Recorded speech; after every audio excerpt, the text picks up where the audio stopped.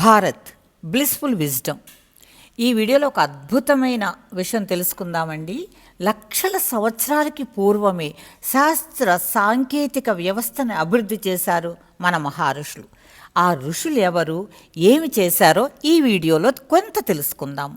లక్షల సంవత్సరాలకు పూర్వమే అత్యాధునిక శాస్త్ర సాంకేతిక వ్యవస్థని అభివృద్ధి చేశారు మన మహారుషులు. ఇష్టమున్నా లేకున్నా ఇది సత్యం, పరమసత్యం. మన చరిత్ర ఇతర దేశాల్లాగా ఏదో 500 సంవత్సరాలు 1000 సంవత్సరాల చరిత్ర కాదండి, లక్షల సంవత్సరాల చరిత్ర. మన కాలాన్ని ఋషులు యుగాలుగా మన్వంతరాలుగా చెప్తారు. అదంతా కూడా శాస్త్రీయమే, సత్యమే.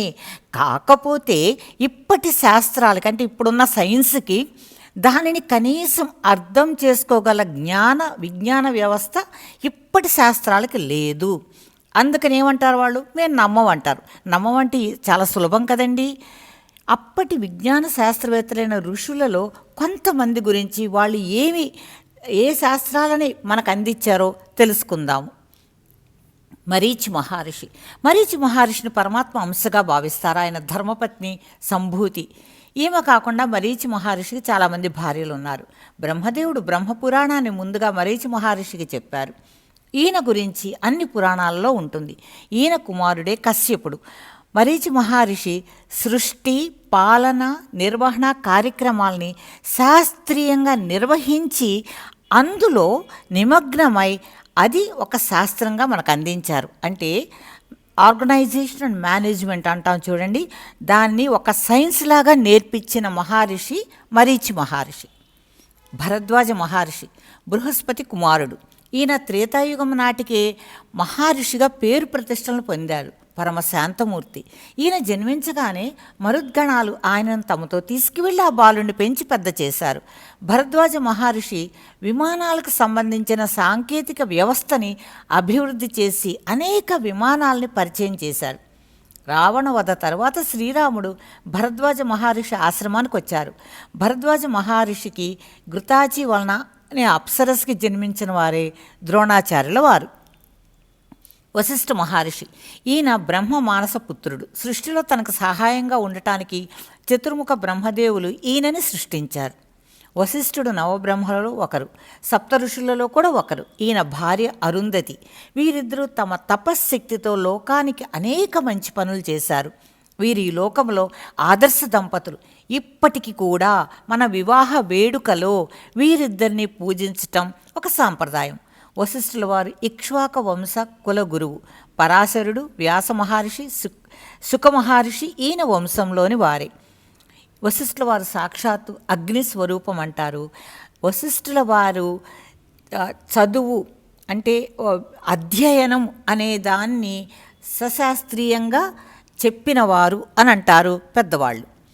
తర్వాత ఆయన భృగు మహర్షి. ఈయన బ్రహ్మ హృదయం నుంచి జన్మించారు. నవబ్రహ్మల్లో ఒకరు.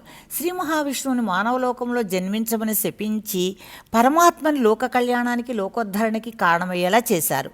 ఈయన భార్యలు ఖ్యాతి, ఉసన, పులోమ. త్రిమూర్తులను పరీక్షించి శ్రీ మహావిష్ణువు మోక్షప్రదాతగా నిర్ణయించిన మహాత్ముడు. చ్యవన మహర్షి, జమదగ్ని, శుక్రాచార్యుల వారు, దదీచి, పరశురాముడు భృగువంశీయులే. ఈయన జ్యోతిష్ శాస్త్రంలో నిష్ణాతుడు. జ్యోతిష్ శాస్త్రం అంటే ఆయన కొన్ని యుగాల వరకు భవిష్యత్తుని దర్శించగలిగిన మహామేధావి. భరద్వాజ మహర్షి ఆయనే కాకుండా ఇంకా అనేక మంది మహర్షులు భృగు మహర్షి నుంచే జ్యోతిష శాస్త్రాన్ని, దాంతోపాటు అనేక శాస్త్రాల్ని నేర్చుకున్నారు. తరువాత ఆయన గౌతమ మహర్షి. బ్రహ్మ మానస పుత్రుడు, సప్త ఋషుల్లో ఒకరు. ఈయన భార్య అహల్యాదేవి అతిలోక సౌందర్యవతి. వ్యవసాయాన్ని ఒక శాస్త్రంలా అందించిన మహర్షి. నీటిపారుదల, వ్యవసాయం అనేవి మానవ అభివృద్ధికి తోడ్పడే విధంగా శాస్త్రీయంగా నేర్పించారు ఈ దంపతులు. గౌతమ ధర్మశాస్త్రం ఈనాటికి ఆచరణీయం. పావన గోదావరి నదిని తన తపశ్శక్తితో పొంది మనకు ప్రసాదించిన మహాత్ముడు గౌతముడు. అందుకే గోదావరిని గౌతమీ నది అంటారు. వీరి కుమారుడే శతానంద మహర్షి, శరద్బంధు మహర్షి. కృపాచార్యుల వారు, ఆంజనేయ స్వామి వారి తల్లి అంజనాదేవి వీరి వంశీయులే. తర్వాత అంగీరస మహర్షి, ఈయన బ్రహ్మదేవుని బుద్ధి నుంచి జన్మించిన మహా తేజస్వి.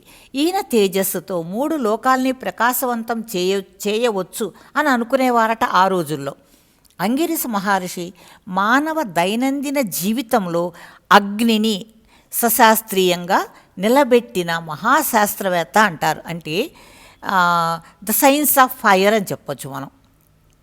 అగ్నిదేవతని ప్రథమాగ్నిగా చెబితే అంగీరస మహర్షిని అగ్ని తర్వాత 2వ అగ్నిగా చెబుతారు. ఈయన చాలా వేద మంత్రాలకు ద్రష్ట. ఈయన కుమారుడు అయాస్యుడు కూడా వేద మంత్రాల ద్రష్ట. ఈయన అంగీరస స్మృతి అనే ధర్మశాస్త్రాన్ని మానవ కళ్యాణానికి, మానవ శ్రేయస్సుకి అందించారు.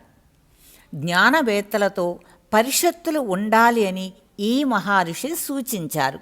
ఈయన బ్రహ్మజ్ఞాని, గొప్ప భక్తుడు అని ప్రసిద్ధి. ఈయన మహాతపస్సంపన్నుడు. ఈయనకు 3 భార్యలు, సురూప, స్వరాట్టు, పద్య. బృహస్పతి, వామదేవ, గౌతమం మొదలైన వారు ఈయన పుత్రులు.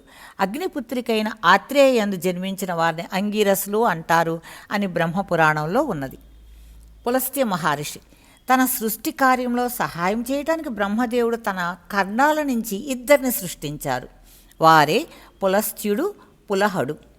కశ్యపుని కుమార్తె హవిర్జుక్కుని పులస్త్యుడికి ఇచ్చి వివాహం చేశారు. పులస్త్యుడు అంటే అందరికీ అన్ని లోకాల్లో చాలా గౌరవం ఉండేది. అందరూ ఆయన మాటని గౌరవించేవారు. అగస్త్యుడు, విశ్రవసువు, నిధాఘుడు ఈయన కుమారుల్లో ముఖ్యులు. పులస్త్యునికి విశ్రావసు అనే కుమారుడు ఉన్నాడు.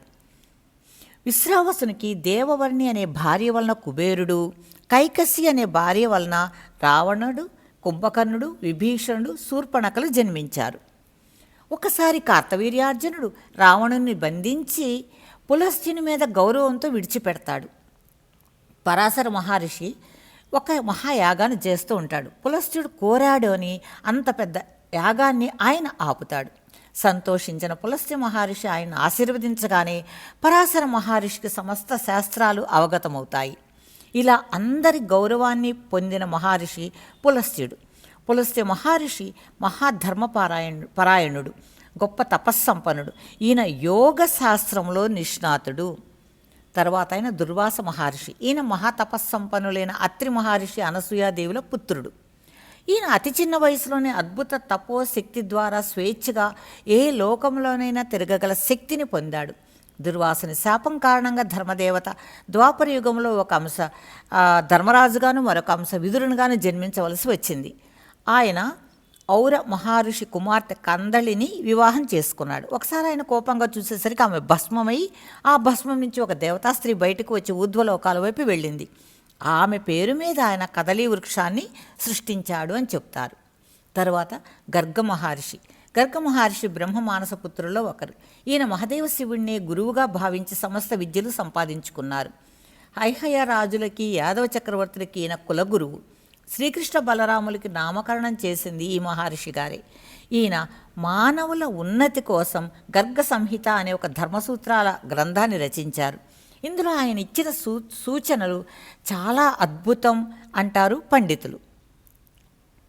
మహర్షి పులహుడు. ఈయన మహాజ్ఞానండి. ఈయన సనందన మహర్షి దగ్గర బ్రహ్మజ్ఞానాన్ని పొందారు. దక్ష ప్రజాపతి కుమార్తె క్షమ, కర్దమ ఋషి కుమార్తె గతి ఈయన భార్యలు. ఈయన గురించి చాలా పురాణాల్లో వివరాలు విస్తారంగా ఉన్నాయి. మహర్షి క్రతువు. ఈయన గొప్ప తపస్వి, మిక్కిలి తేజోవంతుడు. కర్దమ మహర్షి కుమార్తె క్రియ, దక్ష ప్రజాపతి కుమార్తె సన్నతి ఈయన భార్యలు. వాలకిల్యులు అనే 60,000 మంది ఋషులు ఈయన పుత్రులే. పురాణాల్లో వాలకిల్యుల ప్రసక్తి చాలా చోట్ల ఉంటుందండి. ఆ మహర్షులు చాలా తపోసంపన్నులు, జ్ఞాన సంపన్నులు వాళ్ళు వాలక్యులు. ఇది కొంతమంది ఋషుల సంగతే చెప్పానండి. ఈ మహర్షులందరి ఆశీస్సులు మన భారతదేశానికి ఉండునుగాక. వారి ఆశీస్సులతో భారతదేశం విజ్ఞానమయ దేశంగా మరింత ముందుకు అభివృద్ధి చెందునుగాక.